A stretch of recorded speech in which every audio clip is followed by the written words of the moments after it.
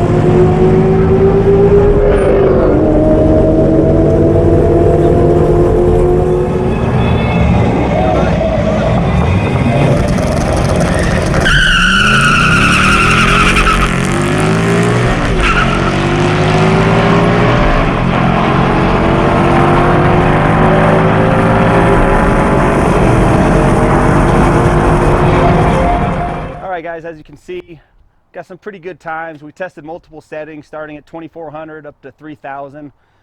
Thinking we're having some hookup problems with the traction, so it may not be the launch that we really need to work on. My best quarter mile was a 13.2, which is really good, about 0.4 of a second quicker than last week with the exhaust install. So make sure you subscribe and stick around. Next week we got some really good suspension parts coming in. We're going to see if we can get this thing to hook up, get those 60 foots down to maybe 2-second flat, and really lower the ETs.